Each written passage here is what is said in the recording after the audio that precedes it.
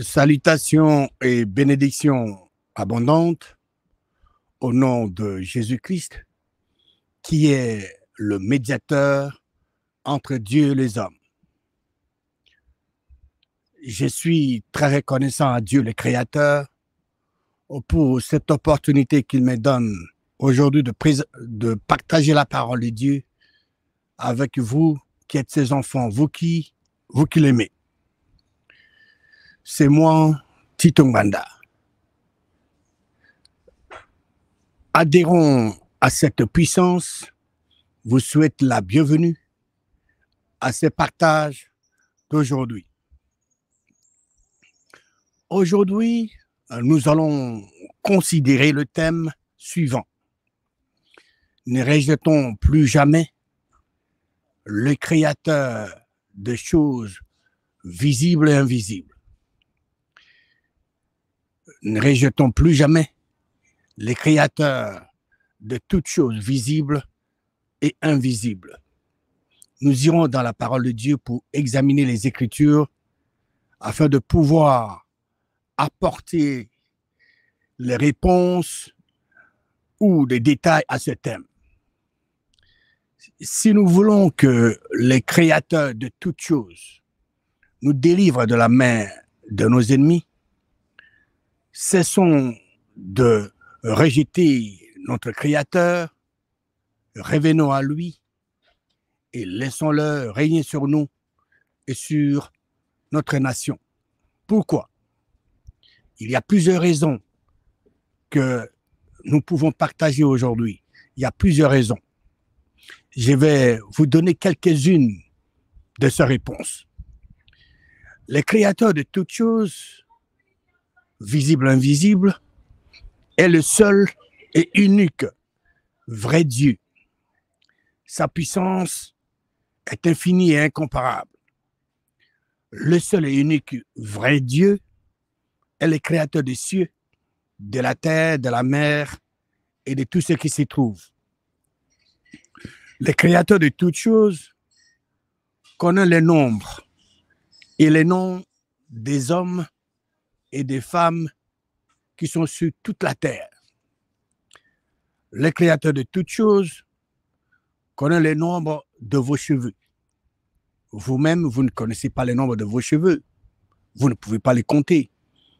Mais le Créateur de toutes choses les connaît avec plus de détails. Le Créateur de toutes choses connaît le nombre et le nom des étoiles qui sont dans les cieux. Le Créateur de toutes choses connaît le nombre et les noms de tous les animaux qui sont sur la terre. Le Créateur de toutes choses connaît le nom et le nombre de tous les oiseaux de toute la terre.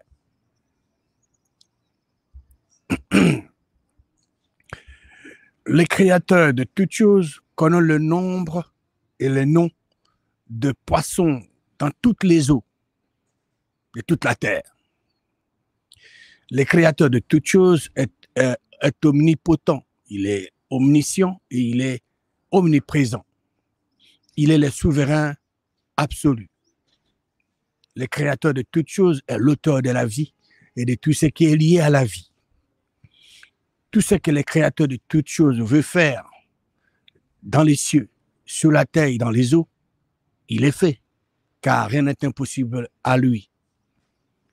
Le Créateur de toutes choses, le seul et unique vrai Dieu, n'abandonne jamais et ne délaisse jamais tout ce qu'il aime. Le Créateur de toutes choses est le seul à mériter notre adoration et en qui nous devons faire confiance. C'est pourquoi cessons de rejeter notre Créateur et revenons aux principes et vérités immuables de sa parole pour gouverner et laisser notre Créateur régner sur nous et notre nation. Les enfants d'Israël étaient sous l'esclavage en Égypte durant 430 ans. Ils étaient opprimés par les Égyptiens.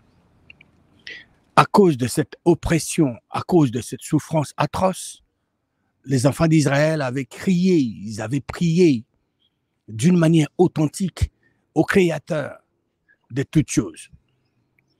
Comme ils avaient prié d'une manière authentique, les créateurs de toutes choses avaient entendu leurs cris. Les créateurs de toutes choses avaient entendu leurs prières. Il avait entendu leur prière et il a répondu à cela. Une prière est authentique quand elle est formulée selon la parole de Dieu, droitement divisée et adressée uniquement au Créateur de toutes choses, pas à quelqu'un d'autre. Donc, si vous voulez faire une prière authentique, vous devez formuler votre prière selon la parole de Dieu, selon l'exactitude de la parole de Dieu, et vous adressez votre prière uniquement au Créateur de toutes choses, pas à quelqu'un d'autre. Dans le livre d'Exode, chapitre 2, le verset 23 à 25, il est écrit longtemps après, le roi d'Égypte mourut, et les enfants d'Israël gémissaient encore sous la servitude et poussaient des cris. Ces cris que leur arrachait la servitude montaient jusqu'à Dieu. Que dit la parole de Dieu dans ce verset? La parole de Dieu dit que les enfants d'Israël gémissaient encore sous la servitude et poussaient des cris. Ces cris des Israéliens, leurs cris, ces cris, il est dit, ces cris que leur arrachaient la servitude montaient jusqu'à Dieu. Les cris ou les prières des enfants d'Israël montaient jusqu'à Dieu, les créateurs. Qu'est dit le verset 24 d'Exode, chapitre 2? Dieu, les créateurs, a entendu leur gémissement et se souvint de son alliance avec Abraham, Isaac et Jacob.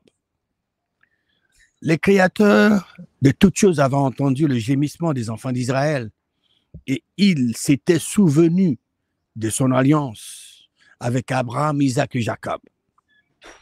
Les créateurs de toutes choses n'oublient jamais son alliance. Ils n'oublient jamais ce qu'il a dit et déclaré dans sa parole. Le Créateur de toutes choses honore toujours tout ce qu'il a dit ou promis dans sa parole quand les gens croient.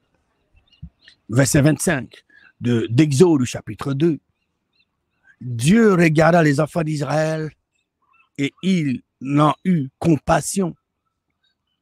La parole de Dieu dit que le Créateur de toutes choses regarda les enfants d'Israël et il eut compassion d'eux.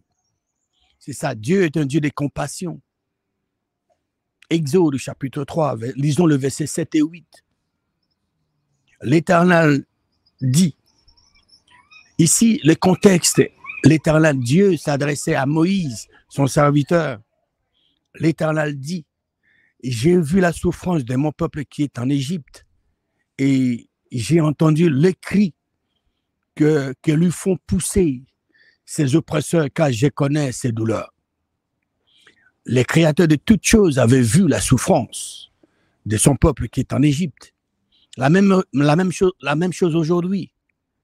Votre souffrance, tout ce qui est fait dans le noir ou en pleine journée, les créateurs de toutes choses voient. Les gens qui commettent ces crimes pensent qu'ils sont plus intelligents que le vrai Dieu. Non, ils le voient. Rappelez-vous dans la parole de Dieu, Caïn avait tué Abel, ils étaient à deux dans le champ. Mais l'Éternel avait vu les crimes de Caïn et il avait confronté les sangs des innocents cris auprès de l'Éternel. Il dit que l'Éternel Dieu dit, les créateurs de toutes choses avaient vu la souffrance de son peuple qui est en Égypte et il a entendu les cris que lui faisaient pousser ses oppresseurs car les créateurs de toutes choses connaissaient leur douleur. Verset 8, l'Éternel continue son message, ses instructions à son serviteur Moïse. Je suis descendu pour le délivrer de la main des Égyptiens et pour le faire monter de ce pays dans un bon et vaste pays, dans un pays où coule le lait et le miel, dans le lieu qu'habitent les Cananéens, les Hétiens, les Amoréens, le Phérisien, le Zévien et le Jébusien. Le Créateur dit qu'il était descendu pour les délivrer de la main des Égyptiens. Il était descendu pour délivrer les enfants d'Israël. Il n'était pas descendu physiquement, mais il avait envoyé son serviteur Moïse, l'homme qui marchait avec lui, qui l'adorait, qui était son serviteur. Et il a envoyé pour délivrer les enfants d'Israël. Donc le Créateur de toutes choses avait conduit les enfants d'Israël d'Égypte jusqu'à la terre promise. De l'Égypte à la terre promise, le Créateur de toutes choses était le roi spirituel. Et dans le désert, le jour ou dans la journée, l'Éternel, Dieu, le Créateur, le conduisait par la colonne de nuée. Et pendant la nuit, il les conduisait par la colonne de feu. Le Créateur de toutes choses était le roi spirituel des enfants d'Israël. Et comme le Créateur de toutes choses était le roi, qu'est-ce qu'il avait fait? Il les protégeait contre toute attaque, que ce soit spirituelle ou physique. Il les nourrissait et il les guidait. Et en plus de ça, il combattait pour eux. L'Éternel Dieu, le Créateur de toutes choses, avait combattu pour les enfants d'Israël. Il les a assistés, il les a guidés, il les a donné la force pour détruire au moins environ 33 royaumes pour leur permettre d'accéder à la possession de la terre promise. Ils avaient combattu. Mais les enfants d'Israël se laissèrent influencer par les nations païennes qui les entouraient et demandèrent un roi physique en lieu place de créateur qui est omniscient, omnipotent, omniprésent, qui connaît toutes choses, qui combattait pour eux. Ils ont oublié le bienfait de leur créateur qui les a nourris, qui les a protégés, qui les a guidés. Ils ont oublié, ils ont préféré un roi physique. Donc, les enfants d'Israël avaient fait un choix. Ils ont préféré un homme. Et vous savez quoi? Un homme, n'importe qui, même vous qui m'entendez, vous qui me suivez là, vous ne connaissez pas le jour où vous allez mourir. Vous ne connaissez pas le nombre de vos cheveux. Dieu connaît le jour où vous allez mourir. Dieu, le Créateur, connaît le nombre de vos cheveux. Les enfants d'Israël ont rejeté l'omniscient, l'omnipotent, l'omniprésent. Et ils ont préféré un homme pour roi. Et vous et moi, nous savons que Dieu, le Créateur de toutes choses, est tout puissant. C'est lui qui fait des choses grandes et sondables. Il fait de merveilles sans nombre. Les enfants d'Israël étaient partis voir le prophète Samuel et lui avait demandé ce qui est écrit dans la parole que je vais lire avec vous. C'est regrettable de voir les enfants d'Israël abandonner Dieu, rejeter Dieu pour faire un choix, pour faire la préférence d'un homme qui ne connaît pas le futur, mais l'Éternel Dieu, le Créateur de toutes choses, connaît le passé, le présent et l'avenir. Allons dans le livre de 1 Samuel chapitre 8. Dans 1 Samuel 8, lisons le verset 4 à 8. Tous les anciens d'Israël s'assemblèrent et vinrent auprès de Samuel à Rama. Verset 5. Ils lui dirent, voici tu es vieux, et tes fils, ne marchent point sur tes traces. Maintenant, établis sur nous un roi pour nous juger, comme il y en a chez toutes les nations. L'Éternel Dieu, le Créateur de toutes choses, c'est lui qui a initié leur délivrance. Ils avaient crié, ils avaient prié authentiquement. Il les a entendus. Il a envoyé son serviteur Moïse, qui les a fait sortir de l'Égypte, arrivaient à la terre promise. Les créateurs de toutes choses les conduisaient, les dirigeaient par l'intermédiaire de juges et des prophètes. Ici, les anciens d'Israël sont allés voir les prophètes Samuel, qui régnaient à cette époque-là, qui dirigeaient sous la direction, sous la dictée de l'Éternel, les créateurs de toutes choses. Ils sont allés le voir. Et ils ont fait une demande. Quelle était la demande des enfants d'Israël au prophète Samuel? Nous venions de le lire. Ils ont dit, établis sur nous un roi pour nous juger, comme il y en a chez toutes les nations. Les enfants d'Israël étaient affectés, ils étaient influencés par ce qui se faisait autour d'eux. Comparer, il n'y a pas de comparaison à faire entre Dieu le Créateur et un homme. Un homme a été créé par Dieu le Créateur. Un homme ne connaît pas le futur. Seul le Créateur connaît le futur. L'homme ne connaît pas le nombre de ses cheveux. Seul le Créateur connaît. L'homme ne connaît pas les jours où il va mourir. Le Créateur connaît. Il les a protégés dans le désert.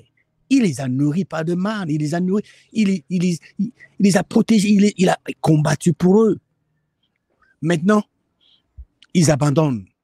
Ils rejettent les créateurs pour faire la préférence de la création du Créateur. L'homme a été créé par le Créateur. Qui voulez-vous qui règne sur vous? La création ou les créateurs? Vous faites le choix. Vous décidez. Les enfants d'Israël ont décidé. Ici, il dit, établis sur nous un roi pour nous juger. Le vrai Dieu, le créateur de toutes choses, est leur juge. Il est jugé à travers les prophètes et le juge. C'est lui le Dieu de justice. Il est le Dieu de justice. Alors, le créateur est le vrai juge. Il est jugé avec justice. Maintenant, ils ne veulent plus de Dieu, Dieu juste.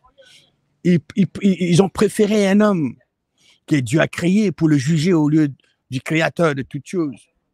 Verset 6 de 1 Samuel chapitre 8. Samuel vit avec déplaisir qu'il disait, donne-nous un roi pour nous juger. Et Samuel pria l'Éternel. Cette demande des enfants d'Israël n'avait pas plu au prophète Samuel. Et comme Samuel savait que c'est le Créateur qui était le roi spirituel, Samuel est allé à Dieu, le Créateur qui est le roi, pour leur dire, voilà, les enfants d'Israël ne veulent plus que vous soyez, ne veulent plus de vous. Ils m'ont demandé d'établir un roi physique pour le diriger. Il fait le rapport à l'Éternel Dieu. Il transmet la demande des enfants d'Israël au Créateur. Et quelle était la réaction de Dieu le Créateur de toutes choses à cette demande des anciens d'Israël? Quelle était sa réaction? Après avoir fait le rapport, l'Éternel Dieu, Dieu le Créateur, a répondu à cette demande des anciens d'Israël. Verset 7. L'Éternel dit à Samuel, écoute la voix du peuple dans tout ce qu'il te dira. Car ce n'est pas toi qui le rejettes, c'est moi qui le rejette. Pour quel but? Afin que je ne règne plus sur eux.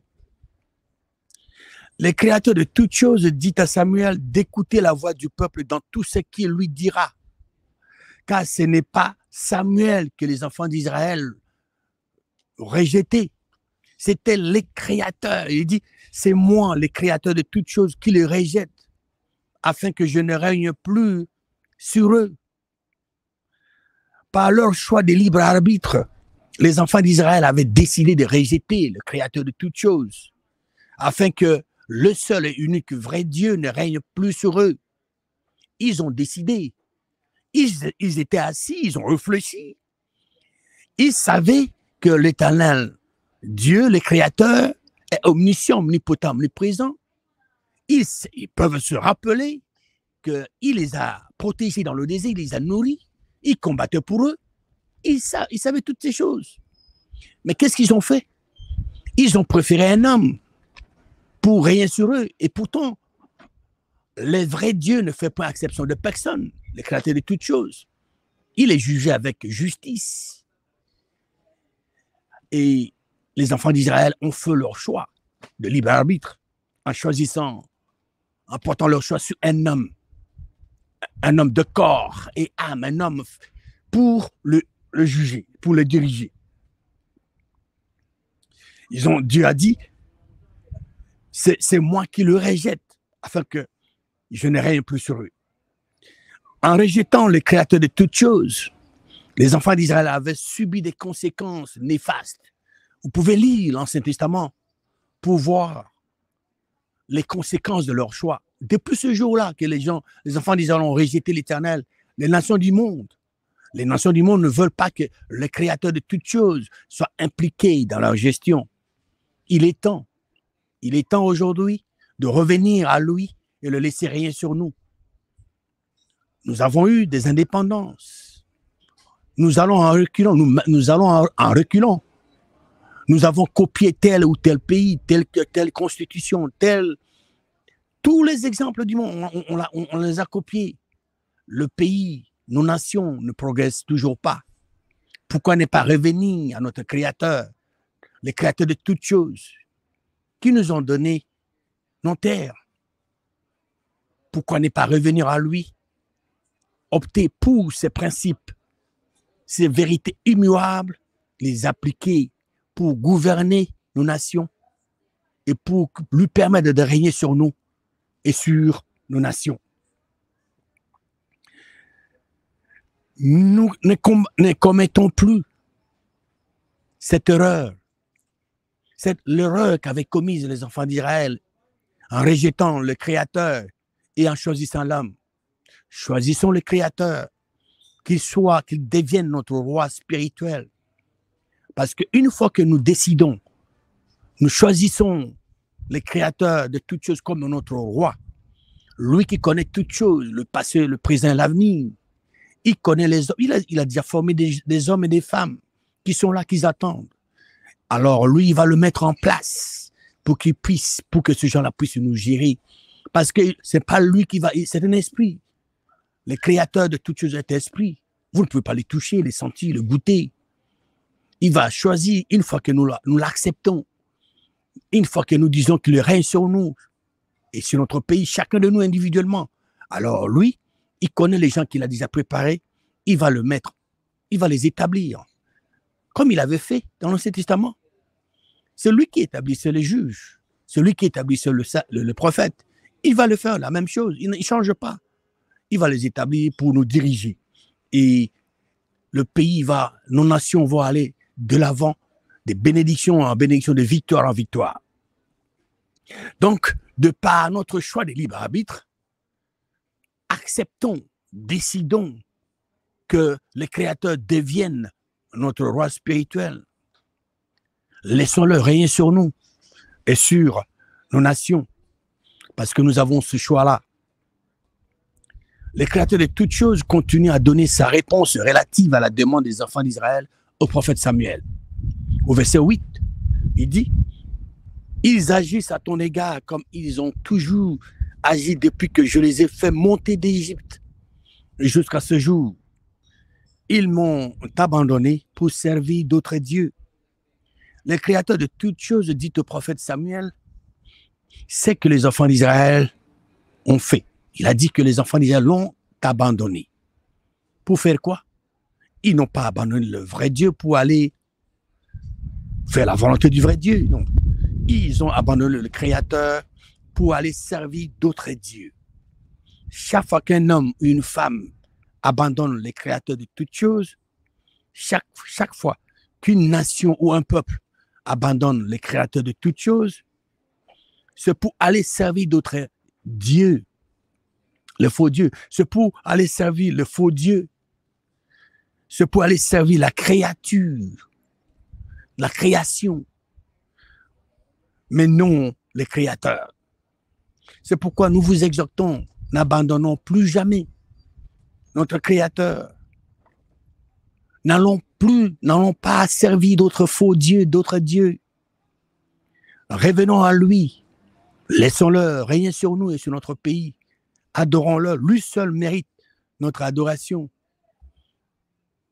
Ne rejetons plus jamais les créateurs de toutes choses visibles et invisibles. Si nous voulons réellement que les créateurs de toutes choses nous délivrent de la main de nos ennemis, cessons de le rejeter. Revenons à lui et laissons-le régner sur nous et sur notre nation. Que le seul et unique vrai Dieu vous bénisse abondamment au nom triomphant de Jésus-Christ.